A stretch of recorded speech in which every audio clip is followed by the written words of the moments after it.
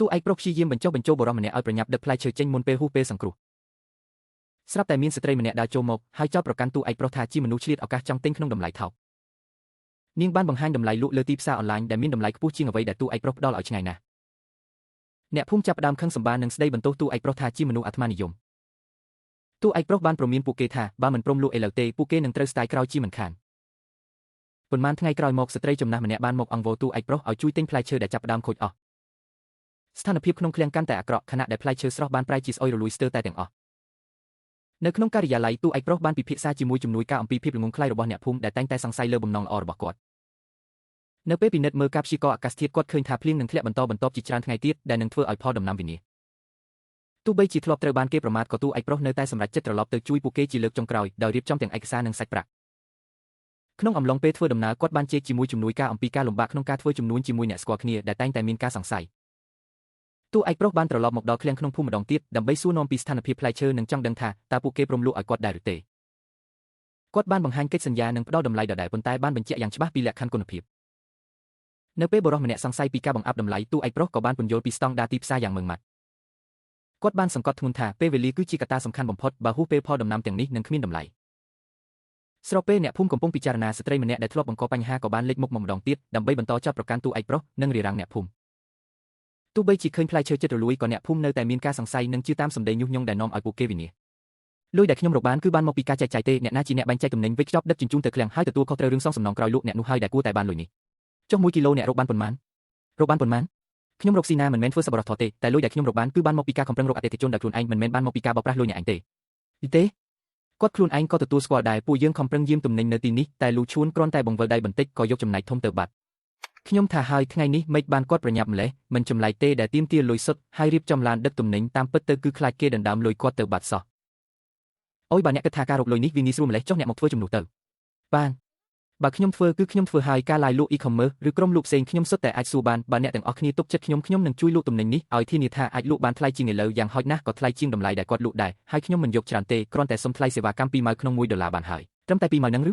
អញ្ចឹងមិនប្រសើរជាងឲ្យលូឈួនយកចំណេញពីការកាត់ថ្លៃទំនិញទៅទៀតឬនឹងហើយទំនិញរបស់ពួកយើងសោះហេតុអ្វីត្រូវឲ្យអ្នកដទៃយកចំណែកធំទៅនឹងហើយលោកកើឲ្យសៀវឈួនបើមិនអញ្ចឹងទេខ្ញុំទំនិញមួយលោកនេះចាំមើលសិនទៅ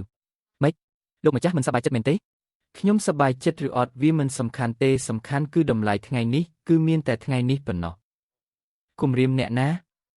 អត់មានអ្នកឯងពួកយើងលក់មិនដាច់មែនទេមិនមែនលក់មិនដាច់ទេគឺដល់ពេលអ្នកឯងត្រឡប់មកវិញគឺលែងបានតម្លៃនេះហើយឲ្យកុំចេះតែយកពាក្យថាហានិភ័យមកគំរាមគេអីអ្នកដែលមានសមត្ថភាពពិតប្រាកដគេលក់ទំនិញបានថ្លៃមិនមែនមកបញ្ចុះបញ្ចូលឲ្យគេប្រញាប់លក់ថោកបែបនេះទេអ្នកនិយាយត្រូវហើយដកខ្លួនចេញទៅ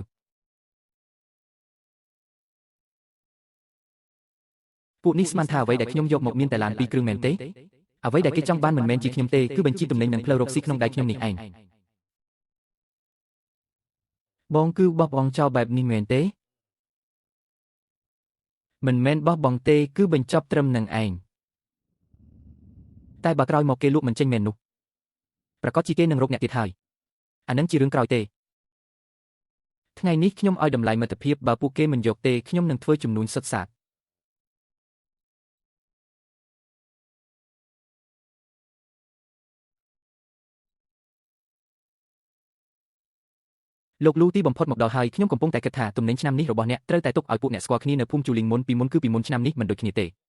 ផ្លែឈើថ្នាក់100តោនថ្នាក់50តោនថ្ងៃនេះចុះកិច្ចសន្យាយប់នេះរៀបចំដឹកជញ្ជូន150តោនលោកលូលោកយកទំនិញទាំងអស់ពីភូមិជូលីងមកឲ្យខ្ញុំអស់ហើយប្រហែលជាអញ្ចឹងហើយតែលើកនេះខ្ញុំមានលក្ខខណ្ឌមួយ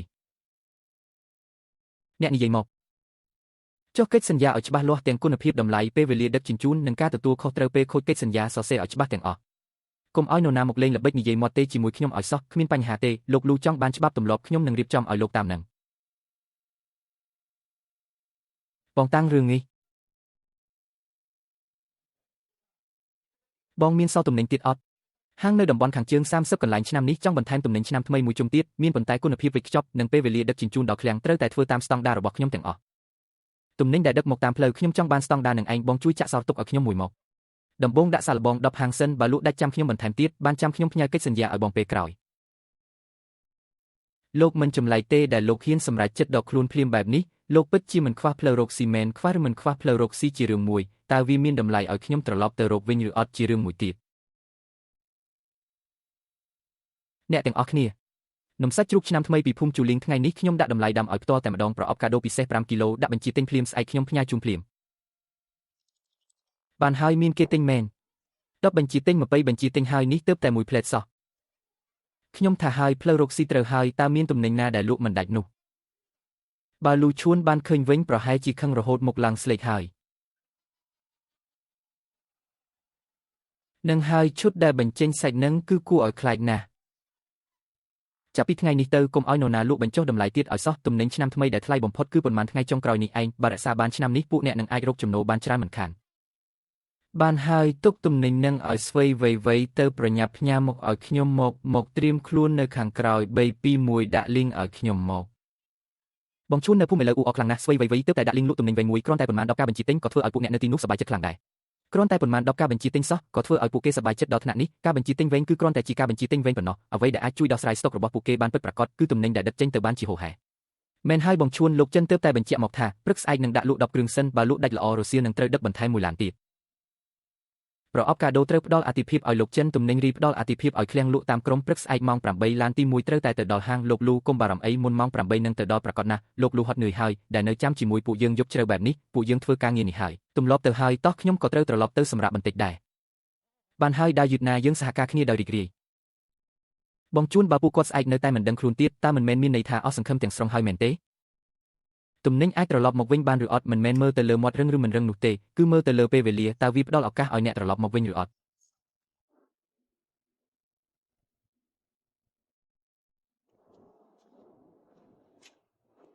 បងស្រីធានមកខាងនេះក្រូចឃ្វិចដែលខ្ញុំប្រាប់បងថាសម្រាប់បុណ្យចូលឆ្នាំគឺ1 ឡូនឹងឯងទំនិញក៏មិនអន់ដែរអញ្ចឹងយក1តោនសិនមកកញ្ចប់5គីឡូហើយជំពាក់លុយ7ថ្ងៃសិនណាបានតែ1តោនហ្នឹងឬយក1តោនសាក់លបងសិនបើលក់ដាច់ល្អចាំបង្កើនចំនួនតាមក្រោយហើយមួយទៀតផ្លែឈើខូចពួកបងត្រូវទទួលខុសត្រូវខ្លួនឯងណាបើការលក់មិនស្រួលខ្ញុំមិនយកឡានទី2ទៀតទេ1តោនក៏បានដែរយ៉ាងហោចណាស់ក៏ល្អជាងអត់ដែរបិចហើយនិយាយទៅគ្នាហើយនៅចុះមនុស្សទៅណាពេលណាគេមកដឹកទំនិញខាងខ្ញុំរៀបចំរួចរាល់អស់ហើយគឺរងចាំតែពាក្យបងនិយាយត្រូវគ្នាហើយយប់ស្អែកយើងសាកល្បងផ្សាយផ្ទាល់1 ដងសិនបានតែ1 ដងនឹងគ្រប់គ្រាន់សម្រាប់អ្នកណាទៅប្រញាប់ធ្វើអីឲ្យតែទិន្នន័យយប់ស្អែកឡើងមកខាងក្រោយនឹងការឡើងដោយឯកឯងហើយរឿងដែលសំខាន់បំផុតពេលនេះគឺអ្នកណាធ្វើគំរូនឹងប្រអប់កាដូបានស្អាតជាងគេវេទិកាមើលទៅលើរូបភាពនិងការរៀបចំអ្នកណាមានទំនិញល្អអ្នកនោះនឹងបានឡើងវគ្គដំបូងហើយបានស៊ីចំណេញមុនគេចុះវគ្គដំបូងនឹងឲ្យខាងណាទៅយប់នេះគ្រប់គ្នាផ្ញើ20ប្រអប់ដែលល្អបំផុតមកខ្ញុំនឹងថតរូបនិងជ្រើសរើសដោយខ្លួនឯងអ្នកណាមានទំនិញស្ថិរភាពជាងគេវគ្គដំបូងនឹងឲ្យខាងនោះទៅខាងខ្ញុំផ្ញើទៅមុនហើយអ្វីត្រូវឲ្យខាងអ្នកមុនខាងខ្ញុំមានទំនិញស្អាតជាងនេះទៅទៀតឈប់ឆ្លោះគ្នាទៅអ្វីដែលអ្នកត្រូវធ្វើពេលនេះមិនមែនឆ្លោះគ្នាឯងទេគឺត្រូវកម្ចាត់មនុស្សដូចជាលូឈួនដែលរកស៊ីដោយការបន្ទាបតម្លៃឲ្យដួលរៀបដី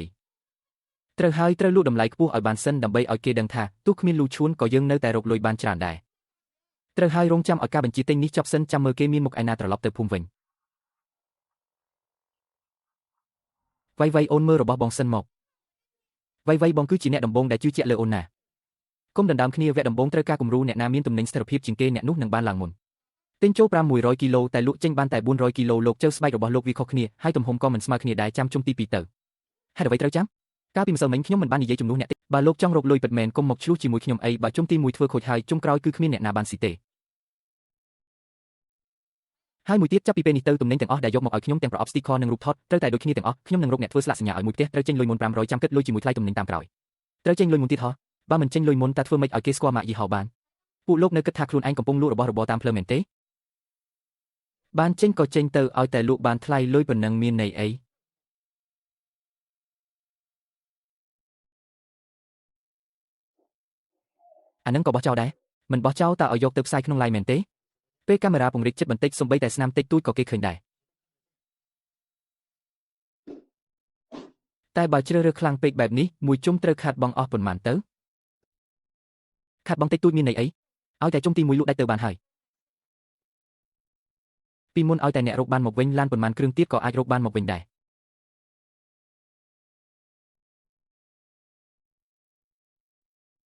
បងឈួនពួកអ្នកភូមិជូលីងនឹងពេលនេះប្រហែលជាស្ដាយក្រោយខ្លាំងណាស់ហើយស្ដាយឬមិនស្ដាយជារឿងរបស់គេទេក្នុងចំនួនបើខកខានឱកាសហើយគឺជារឿងដែលគ្មានតម្លៃបំផុត អ្នកទាំងអស់គ្នាឲ្យ300កញ្ចប់ចុងក្រោយហើយបើខកខានលើកនេះតម្លៃទំនិញសម្រាប់ឆ្នាំនេះគឺអស់ហើយណា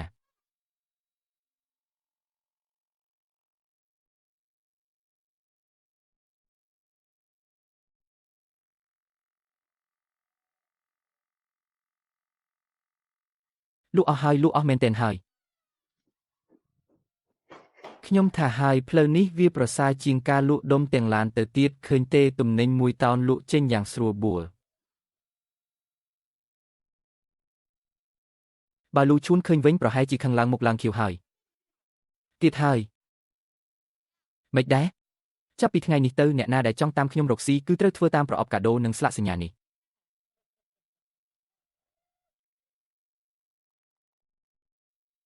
ចុះលុយទំនិញពេលណាទៅបើក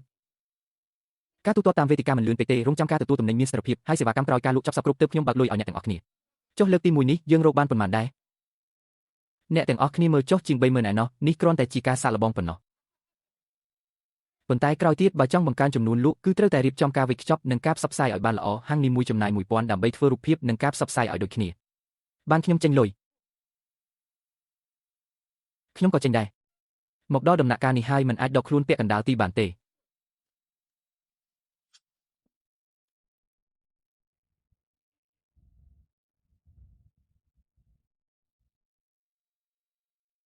បងឈួនតាស៊ូវីវីមិនបានគិតថ្លៃដឹកជញ្ជូនថ្លៃកន្លែងដាក់ទំនិញការសងលុយថ្លៃកាដូនិងការផ្ញើទំនិញបន្ថែមទេ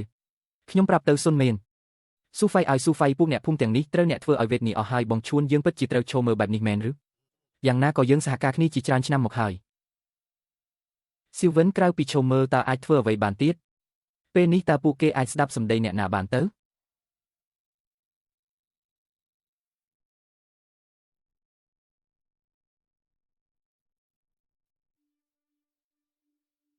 វេទិកាស្អីគេនឹងកាត់ថ្លៃគ្រប់យ៉ាង30000ជាងតែចុងក្រោយបានមកវិញតែ10000ទេបានតែ10000ចុះថ្លៃប្រអប់ថ្លៃស្លាកសញ្ញាថ្លៃផ្សព្វផ្សាយនៅមុខហាងនោះយ៉ាងម៉េចទៅទុកឲ្យវាស្ងប់សិនទៅចាំនិយាយគ្នាទៀតឲ្យតែបរិមាណលក់កើនឡើងជំពាក់បន្តិចបន្តួចនេះមិនយូរមិនឆាប់នឹងសងរួចហើយបងស្រីធានទំនិញនៅល្អទេផ្ញើឲ្យខ្ញុំ1តោនសិនមកប្រភេទ5គីឡូជំពាក់លុយ7ថ្ងៃសិនទំនិញនៅល្អទេផ្ញើឲ្យខ្ញុំ1តោនសិនមកប្រភេទ5គីឡូជំពាក់លុយ7ថ្ងៃសិនបានតែ1តោន1តោនក៏បានដែរប្រសើរជាងគ្មានសោះតើតាមដានការបញ្ជាទិញមែនទេតាមទាន់ហើយអាហារពេលល្ងាចលើកទី2ស្អែកចាំទៅហាអាហារពេលល្ងាចលើកទី1មិនបានដល់វេនខ្ញុំចុះលើកទី2នេះមិនគួរណាត្រូវមកផ្ទះខ្ញុំមុនមែនទេអ្នកឯងនិយាយអីហ្នឹងចុះហេតុអ្វីអាហារលើកទី1មានបញ្ហាក៏ព្រោះតែផ្ទះអ្នកឯងបំពេញបន្ថែមអ្នកឯងកុំមកដណ្ដើមអីពេលទៅដល់ក្រុងអ្នកឯងបែរជាបាត់ស្រមោលរបស់ផ្ទះណាដែលទុកចិត្តជាងគេគឺផ្ទះនោះត្រូវទៅមុនតម្លៃលើកនេះដូចជាត្រូវគេសង្កត់ទៀតហើយមែនទេអ្នកណាប្រាប់អ្នកឯងមើលមុខអ្នកឯងក៏ដឹងដែរសង្កត់ក៏សង្កត់ទៅឲ្យតែអាចរុញបរិមាណខាងក្រោយឲ្យកើនឡើងបានគឺប្រសើរជាងទុកចោលក្នុងឃ្លាំងទាំងអស់មិនក៏មកទៀតហើយលើកនេះមើលទៅប្រសើរជាងលើកទី1ហើយមែនទេខាងមុខនឹងកាន់តែល្អប្រសើរអ្នកទាំងអស់គ្នាកុំចាំតែមើលថាថ្ងៃនេះបានប៉ុន្មានអីធ្វើបរិមាណឲ្យបានសិនទៅហើយអ្នកឯងមិនមែនខាតលុយអស់ហើយចង់ឲ្យពួកយើងបន្តជួយចេញលុយទៀតទេមែនទេបើអ្នកឯងមិនជឿខ្ញុំមែនឥឡូវនេះកុំតាមខ្ញុំទៀតអីតែដល់ពេលមានការងារធំចូលមកកុំបន្ទោសខ្ញុំដែលផ្ដល់ឱកាសឲ្យអ្នកដទៃមុនឲ្យសោះ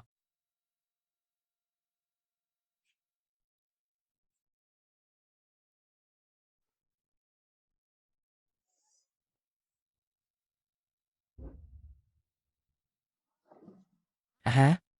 បងឲ្យផាំងឈឹងពួកឯងមកមើលនេះឆាប់ឡើងតើវាមានរឿងអីទៅកុំស្រែកអីឆាប់រើសរបស់ល្អចេញមកសិនទៅ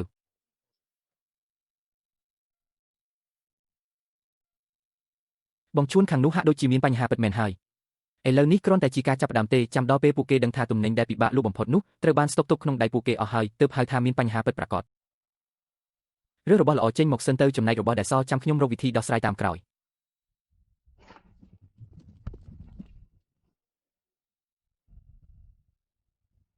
បើនៅតែរើបែបនេះទៀតរបស់ល្អក៏នឹងខូចអស់ហើយ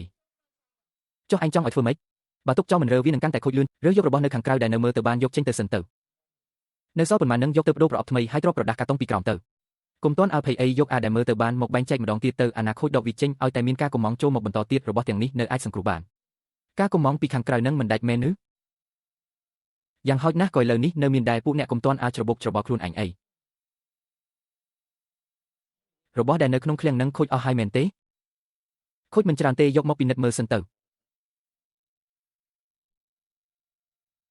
យ៉ាងម៉េចហើយខាងក្រៅក៏ដូចតែគ្នានឹងមិនបាច់ប្រញាប់បញ្ចេញទៅទេរងចាំមើលបន្តិចទៀតសិនខាងក្រៅគេឲ្យថ្លៃប៉ុន្មាន$1.5 $1.30 ចុះអ្នកនៅលក់ទៀតឬអត់លក់ឥឡូវនេះហើយលុយដែលខ្ញុំចំណាយលើប្រអប់និងថ្លៃផ្សព្វផ្សាយពីមុនមកនឹងមិនមែនខាតបង់អស់រលីងហើយឬ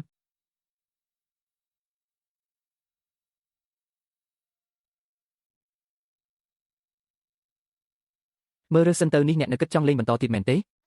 កុំចេះតែរករឿងក្នុងផ្ទះអីមិនមែនលេងល្បែងទេគឺពេលនេះចង់ឈប់ក៏ឈប់លេងបានដែរលុយក្នុងប្រអប់លុយផ្លាកសញ្ញាអ្វីគឺដាក់ចូលទៅអស់ហើយអ្នកចង់តែបំផ្លាញផ្ទះនេះឲ្យអស់ទើបអស់ចិត្តមែនទេ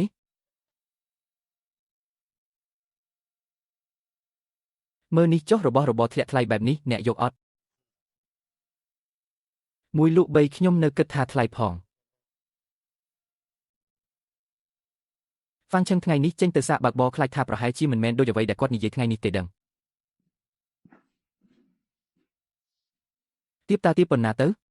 ថ្លៃប្រអប់ថ្លៃផ្លាកសញ្ញាថ្លៃពលកម្មថ្លៃសង្វិញអ្នកធ្វើជំនួញបែបនេះលុយមិនទាន់បានមកផងរុនកាន់តែធំទៅកុំមកស្រែករករឿងក្នុងផ្ទះអីខ្ញុំមិនស្រែកទេបើមិនស្រែកទៀតដល់ពេលទំនិញក្នុងឃ្លាំងខូចអស់អ្នកយកលុយឯណាទៅសងវៃក្មួយប្រាប់ពូមួយម៉ាត់តាមត្រង់មក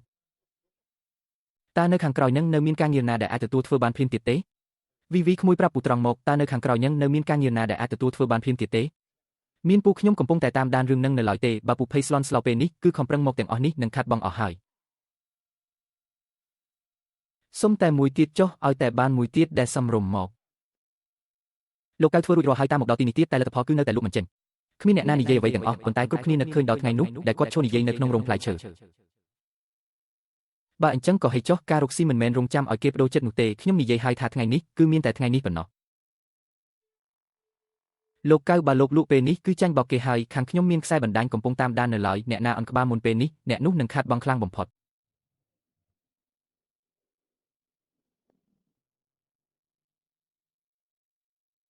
នៅសល់តែ2ថ្ងៃទៀតទេសម្រាប់ការទូទាត់ប្រាក់ឥឡូវនេះអ្នកណាដែលអាចចេញបានគឺគេប្រញាប់ចេញអស់ហើយពេលនេះនៅអង្គុយចាំទំនិញក្នុងស្តុកទៀតគឺពិតជាកំពុងប្រជែងជាមួយពេលវេលាមែនមិនមែនប្រជែងជាមួយពេលវេលាទេគឺកំពុងប្រជែងជាមួយចិត្តខ្លួនឯងអត់លក់ទេបានហើយយកទៅធ្វើប្រអប់កាដូទៅក្រៅពីនឹងទុកលក់រីទៅរសៀលនេះអ្នកទិញពីហាងផ្លែឈើក្នុងស្រុកគេមកមើលគំរូបើត្រូវចិត្តគេអាចទិញដល់ទៅ5តនឯណោះមានវិក័យបត្រអត់តារាងកូដផលិតផលមានអត់ចុះលិខិតទទួលទំនិញមានដែរឬអត់អានឹងចាំបំពេញបន្ថែមក្រោយក៏បានដែរក្រុមហ៊ុនយើងធ្វើតាមបញ្ជីអត្ថប្រយោជន៍មិនមែនមកទិញអីនៅផ្សារទេណាបើអត់មានអានឹងថៅកែខ្ញុំមិនព្រមចុះហត្ថលេខាឲ្យទេ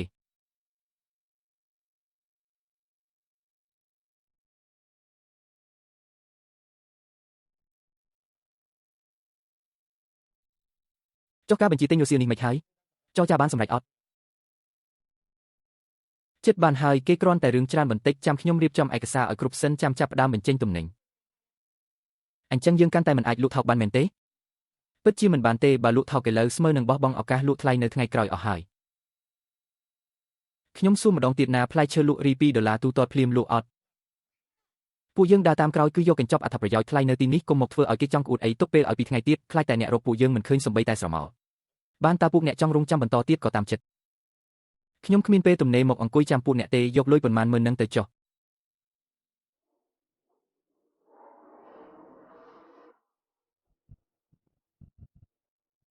អាឡូកាន់នេះសម្រាប់កញ្ចប់នេះគួរតែចិត្តរួចរាល់ហើយមែនទេត្រូវហើយយ៉ាងហោចណាស់ក៏ត្រូវឲ្យអ្នករាល់គ្នាដឹងពីស្ថានភាពខ្លះដែរកាន់នេះខ្ញុំបានគិតរួចរាល់ហើយកាលពីយប់មិញការលក់លើកទី1បានជាង30000នេះគ្រាន់តែជាការចាប់ផ្ដើមប៉ុណ្ណោះចុះចំណេញសុទ្ធបានប៉ុន្មានពេលនេះមិនមែនជាពេលមកអង្គុយគិតពីប្រាក់ចំណេញលើកទី1ទេគឺត្រូវឆ្លៀតឱកាសនេះរុញការលក់លើកទី2និងទី3ឲ្យខ្លាំងឡើងបើចង់បន្តរកលំហូរអ្នកទស្សនាត្រូវតែបន្ថែមការវិនិយោគបន្ថែមគំរូនិងបន្ថែមរូបភាពម្នាក់ត្រូវចេញម្នាក់800ទៀតខ្ញុំនឹងជួយរុញឲ្យការលក់កើនឡើងខ្លាំងបានខ្ញុំនឹងចេញមកដល់ដំណាក់កាលនេះហើយមិនអាចដកខ្លួនពាក់កណ្ដាលទីបានទេ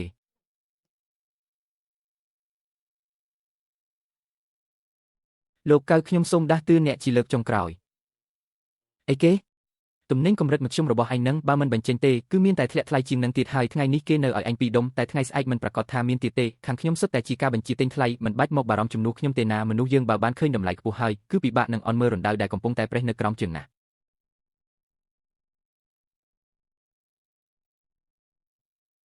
ពូកៅទំនិញកម្រិតមធ្យមនេះត្រូវវេចខ្ចប់ទៀតទេកុំទាន់វេចខ្ចប់អីយករបស់ល្អទាំងអស់ទៅដាក់ក្នុងបញ្ជីរបស់មេក្រុមទៅបើជ្រើសរើសបែបនេះទៀតរបស់ដែលសល់នឹងកាន់តែពិបាកលក់ចេញហើយចាំដល់ពេលមានការបញ្ជីទិញធំមកដល់ទំនិញអ្វីក៏លក់ដាច់ដែរពួកឯងឥឡូវគ្រាន់តែមើលថែទំនិញមុខមាត់ឲ្យល្អទៅបានហើយត្រូវតែរក្សាឲ្យបានណាមិនក៏មានអារម្មណ៍ថាទំនិញមិនឃើញថយចុះសោះផ្ទុយទៅវិញកាន់តែច្រើនឡើងទៅវិញឲ្យរបស់ល្អគេរើសយកទៅអស់ហើយរបស់ដែលនៅសល់មិនដឹងជាយ៉ាងម៉េចបែបនេះតើមានអ្នកណាគេចង់បានទៀតទៅវីអញ្ចឹងស្អែកនេះយើងសាក់លក់រីបន្តិចបន្តួចទៅមើលលក់អីទៅលក់ឥឡូវនេះបើបញ្ចេញលក់រីមិនមែនជាការទេកំភ្លៀងខ្លួនឯងទេតែទុកចោលបែបនេះក៏មិនមែនជារឿងល្អដែរវីនិយាយថាខាងក្រោយនៅមានការបញ្ជីទិញធំទៀតបើពិតជាបានមែនរបស់ទាំងនេះនឹងមានកន្លែងលក់ចេញមិនខានស្តុកទី1បំពេញស្តុកទី2នៅតែបំពេញទៀតនេះមិនមែនលក់ដូរទេនេះគឺយកផ្លែឈើល្អទៅចាក់បំពេញរុនតែឥឡូវចង់ឈប់ក៏ឈប់មិនបានដែរផ្លាកសញ្ញានៅលើប្រអប់ខាងមុខគេបិទចូលអស់ហើយពួកនេះចេះតែរកកំហុសគ្រាន់តែជុំទី1សោះក៏បែបនេះដែរបើក្រោយទៀតដាក់លក់ច្រើនជាងនេះមិនអាចបន្តបំពេញបែបនេះទៀតបានទេម៉ែឲ្យសំណើមឡើងខ្ពស់មែនផ្លាកសញ្ញាខាងខ្ញុំចាប់ដើមរួញគែមអស់ហើយប្រញាប់បើកកង្ហាទៅលើក្តារបន្ទះឲ្យខ្ពស់ហើយយកក្រណាត់ផ្លាស្ទិកមកគ្រប់ពីលើឲ្យខ្ញុំបើអាកាសធាតុបែបនេះកើតឡើងនៅឃ្លាំងឯភូមិជូលីងវិញផ្លែសាលីប្រហែលជាទុនអស់បាត់ទៅហើយបានជាខ្ញុំនិយាយថាពួកគេមិនមែនចាញ់ត្រង់តម្លៃទេគឺចាញ់ត្រង់ថាពួកគេមិនសមនឹងកាន់ទំនិញច្រើនបែបនេះគ្មានឃ្លាំងគ្មានខ្សែបណ្ដាញគ្មានស្តង់ដារផងចង់រៀនគេធ្វើលក់រីទៀតលោកកៅបើមេឃនៅតែបន្តធ្លាក់ភ្លៀង2ថ្ងៃទៀតប្រអប់ទាំងនេះប្រកាសជាទុនអស់មិនខានគុំទាន់ឲ្យផ្សព្វផ្សាយចេញទៅក្រៅពេលនេះអ្នកណាភ័យមុនអ្នកនោះនឹងខាតទំនិញក្នុងដៃមុនតែបើទុកយូរជាងនេះតម្លៃខាងក្រៅក៏នឹងធ្លាក់ចុះដែរពួកយើងត្រូវតែរក្សាភាពនឹងណឲ្យបានសិនចាំធ្វើការបញ្ជីទិញជុំនេះឲ្យចប់សិនចាំនិយាយគ្នា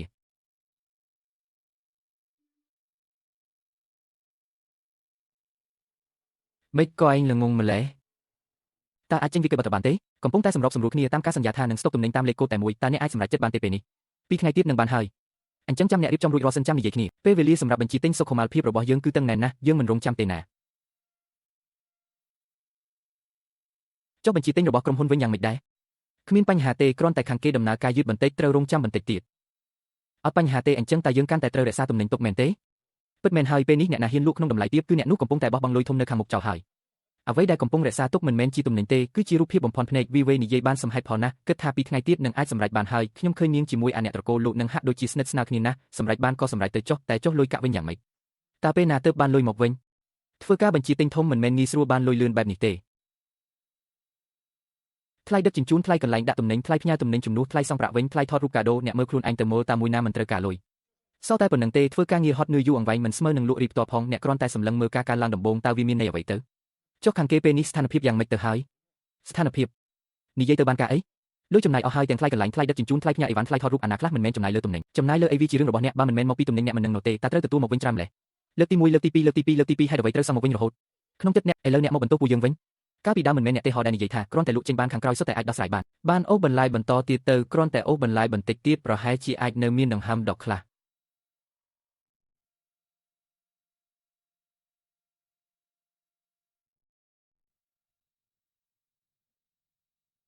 អ្នកទាំងអស់គ្នាថ្ងៃនេះមិនយកចំណេញទេលក់តម្លៃពិសេសតែម្ដង5គីឡូ14 9យន់ហ្វ្រេថ្លៃដឹកថតបានគឺចំណេញហើយមក321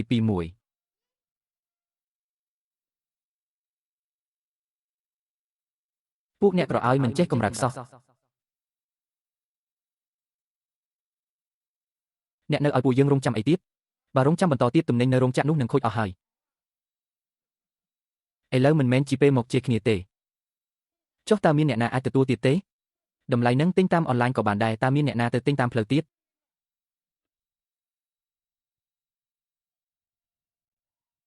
ឬមួយយើងទៅសួរគាត់ម្ដងទៀតទៅសួរគាត់នឹងពេលនេះទៅមិនមែនទៅឲ្យគេជន់មុខទេរងចាំបន្តិចសិនទៅចាំដល់ពេលអស់ផ្លូវដើរចាំនិយាយគ្នាទៀត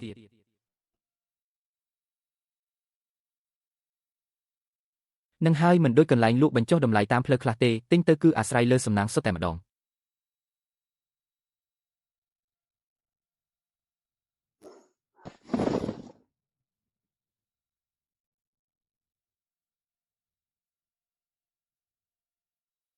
សំបីតែលុយអាប់មួយកេះក៏រកមិនបានផងមួយឡូតនេះគឺល្អមែនលើកមុនទិញទៅក៏មិនខូចដែរទិញបែបនេះគឺស្រួលចិត្តបងវឹងពួកអ្នកនៅក្នុងការិយាល័យពេលនេះប្រហែលជាស្ដាយក្រោយខ្លាំងណាស់ហើយគេស្ដាយឬមិនស្ដាយជារឿងរបស់គេទេបើកាលនោះយើងសម្រេចចិត្តទៅតាមគេពេលនេះវិញប្រម៉ូរបស់ទាំងនេះទៅធ្វើអីទៀតឃើញទំនិញដែលដឹកតាមផ្លូវនោះហើយមិនបាច់ប្រាប់ក៏ខ្ញុំដឹងដែរគេលក់ទំនិញដាច់មិនមែនដោយសារតែចេះគំរាមគេទេគឺដោយសារតែគេដើរត្រូវផ្លូវតាំងពីដើមមក គេលក់ទំនិញឯយើងវិញគឺកំពុងតែយកសັບលុយឡានពីជើងមុននៅមិនទាន់ទូទាត់ផងបើឲ្យពួកយើងរើទៀតពួកយើងមិនធ្វើទេណាចាំបន្តិចសិនទៅចាំលក់ទំនិញចេញសិនចាំឲ្យសម្ដីនឹងអ្នកឯងនិយាយកាលពីប្រហែលថ្ងៃមុនរួចទៅហើយ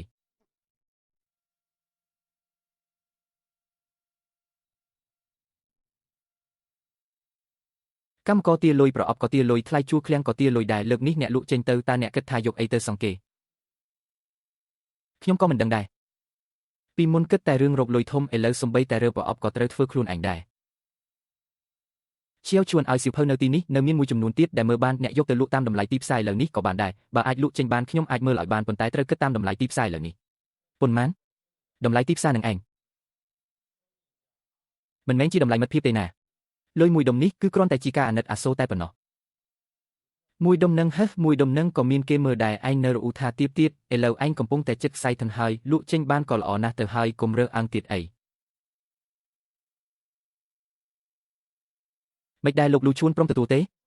ទទួលតែមួយដុំទេគាត់រើសយកតែអាណាដែលមើលទៅបានមួយដុំនឹងគាត់ធ្វើបែបនេះវាដូចជាឆ្លៀតឱកាសប្លន់យកច្បាស់ឆ្លៀតឱកាសប្លន់ឬក៏ជួយសង្គ្រោះជីវិតតែមួយដុំនឹងក៏នៅតែល្អជាងទុកឲ្យវាខូចនៅក្នុងឃ្លាំងដែរតែវៃវីគេនិយាយថាខាងក្រោយនៅមានការបញ្ជាទិញធំទៀតអញជាគាត់ឬជាលូឈួនជឿអ្នកណាលើកនេះខុសទៀតមិនបានទេណាអាមួយនេះមិនបានអាមួយនោះក៏មិនបានដែរមិនបានជាសងត្រឡប់មកវិញគាត់រើសយកតែអាណាដែលឆ្លងកាត់ការត្រួតពិនិត្យបានបើអញ្ចឹងកុំអូសបន្លាយអីបើអូសបន្លាយទៀតសំបីតែអាដែលឆ្លងកាត់បានក៏គ្មានសល់ដែរយកទៅលក់តាមផ្លូវនេះក៏មិនបានប៉ុន្មានដែរឲ្យជួយបានតិចតួចក៏នៅតែជាការជួយដែរ2កាក់6មួយកាក់ហើយខ្ញុំរើសតែទំនិញទេមិនរាប់បញ្ចូលផ្លែស្អុយឬផ្លែមិនល្អទេ2កាក់6តើអាចដំឡើងថ្លៃបន្តិចទៀតបានទេមិនបានទេខាងខ្ញុំឥឡូវមិនខ្វះទំនិញហើយក៏មិនខ្វះផ្លូវលក់ដែរដែលខ្ញុំព្រមមើលមួយភ្នែកនេះក៏ព្រោះតែឃើញដល់មិត្តភាពចាស់ដែលមួយកាក់ចុះតម្លៃមិត្តភាពចុះដែលនៅសល់វិញដែលនៅសល់នេះចាំមើលខាងរោងចក្រផ្លែឈើគេទទួលទិញប៉ុន្មានទៀតល្អបន្តិចបាន5កាក់ដែលទុនបន្តិចនោះបាន4កាក់គូហើយបើកាលនោះយើងគុំលោភលន់បន្តិចបន្តួចនោះឥឡូវនិយាយអ្វីក៏យឺតពេកដែររវល់ពេញមួយរដូវរងាចុងក្រោយសំបីតែមុខមាត់ក៏ខាតបង់អស់ដែរទំនិញខាតអស់ហើយមុខមាត់ក៏ខាតអស់ដែរមិនមែនព្រោះតែមេឃទេគឺយើងខ្លួនឯងដែលបិទផ្លូវដើររបស់យើងឲ្យស្លាប់នោះរវល់យូរម្លេះចុងក្រោយបានត្រឹមលុយប៉ុណ្ណេះសំបីតែថ្លៃប្រអប់ក៏សងមិនគ្រប់ផងការងារដែលជំពាក់គេនៅមាននៅឡើយឯងរវល់ពេញមួយរដូវរងាបានត្រឹមតែប៉ុណ្ណឹងនឹងឬខ្ញុំឯណាដឹងថាវាទៅជាបែបនេះឯងមិនដឹងទេលូឈួនគេនិយាយចំដាក់មុខឯងរួចទៅហើយពេលដែលព្យួរកាលពីមុនចូលឆ្នាំនរណាទៅគិតថាវាទៅជាបែបនេះទៅដោះផ្ដាចេញវាងាយស្រួលទេតែរឿងនេះវាមិនងាយនឹងលេបចូលទៅវិញទេ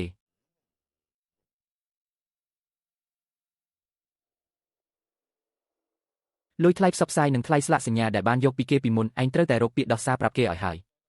នៅមានថ្លៃកន្លែងនិងលុយដែលបានចំណាយទៀតមិនអាចឲ្យវាបាត់បង់ទៅទេបែបនេះទេនឹងហើយពីមុនឯងនិយាយតែពីការបញ្ជាទិញធំនិងតម្លៃខ្ពស់ឥឡូវធ្វើឲ្យគេខាត់បង់បែបនេះឯងបែរជាមិននិយាយអ្វីសោះខ្ញុំក៏មិននឹកស្មានថាវាធ្លាក់ចុះលឿនបែបនេះដែរម្យ៉ាងទៀតដំណាំក៏មិនមែនខ្ញុំដាំប្រអប់ក៏មិនមែនខ្ញុំវិតខ្ចប់ហេតុអ្វីបានជាមកបន្ទោសខ្ញុំទាំងអស់បែបនេះបើមិនមែនឯងរត់ចុះរត់ឡើងហើយនិយាយថាលូឈួនកេងចំណេញលើតម្លៃទំនិញនោះទេបើមិនមែនឯងទេដែលឲ្យពួកយើងចាំមើលទំនិញហើយឲ្យវិតខ្ចប់ឡើងវិញដើម្បីលក់តម្លៃខ្ពស់នោះផ្លូវថយក្រោយរបស់យើងត្រូវបានបិទជិតអស់ហើយឥឡូវបែរជាមកបន្ទោសពួកយើងទៅវិញខ្ញុំមិនបានបង្ខំអ្នកទាំងពីរទេគឺអ្នកទាំងពីរចង់បានលុយច្រើនខ្លួនឯងតើហេតុអ្វីបានជាខ្លាចជាតើពេលណាទើបសងថ្លៃកន្លែងលក់វិញសេវាកម្មក្រោយការលក់ក្នុងបន្ទប់ឡាយរបស់អ្នកហេតុអ្វីបានជាកាត់ចេញពីថ្លៃទំនិញរបស់យើងឥឡូវខ្ញុំក៏គ្មានលុយដែរទោះបីជាអ្នកទាំងពីរគៀបសង្កត់ខ្ញុំរហូតដល់ស្លាប់ក៏ខ្ញុំគ្មានលុយឲ្យដែរបើកាលនោះមិនប្រកួតប្រជែងជាមួយលូឈួនទេតើថ្ងៃនេះនឹងទៅជាបែបនេះឬ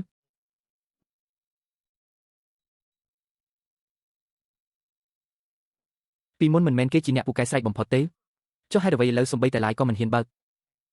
នាំអ្នកភូមិទាំងមូលចូលក្នុងរណ្ដៅបែបនេះតើនៅមានអ្នកណាជឿគេទៀតទំនិញរបស់លូឈួននេះមានស្ថិរភាពខ្ញុំត្រៀមនឹងបន្តរក្សាខ្សែទំនាក់ទំនងជាមួយអ្នកក្រោយឆ្នាំថ្មីបានតោះកែសម្រួលប្រអប់អំណោយឲ្យទៅជាបែបសាមញ្ញវិញទំនិញរីត្រូវធ្វើឲ្យស្របគ្នាជាមួយឃ្លាំងសហគមន៍លើកនេះទើបជាការធ្វើជំនួញដោយខ្លួនឯងពិតប្រាកដឥឡូវអ្នកមើលយល់ហើយមែនទេគេលក់ដាច់មិនមែនដោយសារគេនិយាយពូកែជាងអ្នកទេផ្លូវដែលខ្ញុំដើរត្រង់ជាងផ្លូវដែលអ្នកដើរទៅទៀតខ្ញុំដឹងហើយបើដឹងហើយកុំនៅធ្វើមុខកកែទៀតអីដល់ពេលត្រូវអន់ក្បាលក៏អន់ទៅវាមិនមែនជារឿងអាម៉ាស់អីទេរបស់លើកនេះប្រើបានយូរណាស់លើកមុនដែលទិញមកក៏មិនខូចដែរ ទិញរបស់បែបនេះទើបស្រួលចិត្តមិនដូចហាងលក់បញ្ចុះតម្លៃតាមផ្លូវខ្លះទេទិញទៅគឺអាស្រ័យលើសំណាងសុទ្ធ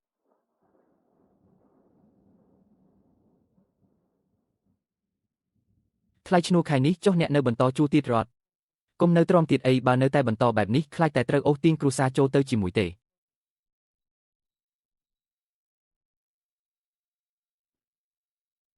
លើកនេះគឺចប់ពិតមែនហើយខំប្រឹងពេញមួយរដូវរងាចុងក្រោយសំបីតែរោងផ្លែឈើក៏រក្សាទុកមិនបានដែរ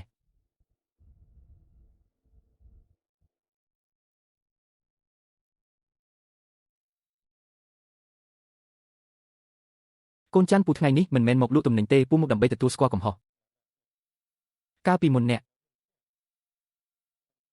ប្រាប់ឲ្យខ្ញុំចេញឲ្យលឿនតែខ្ញុំមិនស្ដាប់អ្នកឲ្យតម្លៃមិត្តភាពតែខ្ញុំបែរជាគិតថាអ្នករកស៊ីកេងចំណេញទៅវិញរឿងដែលធ្លាក់ក្នុងអន្លង់នេះគឺពួកយើងជាអ្នកលោតចូលដោយខ្លួនឯងទេបើឆ្នាំក្រោយអ្នកនៅតែទទួលទំនិញខ្ញុំព្រមធ្វើតាមច្បាប់ទម្លាប់ជាមួយអ្នកច្បាប់ទម្លាប់គឺបានតែចាប់ពីពេលនេះទៅគឺមានតែតម្លៃតាមកិច្ចសន្យាទេគ្មានតម្លៃមិត្តភាពអីទៀតទេគុណភាពពេលវេលានិងការខូចខាតពេលខុសកិច្ចសន្យាត្រូវសរសេរឲ្យច្បាស់លាស់អ្នកណាហ៊ានបដូរចិត្តភ្លាមអ្នកនោះត្រូវទទួលខុសត្រូវខ្លួនឯង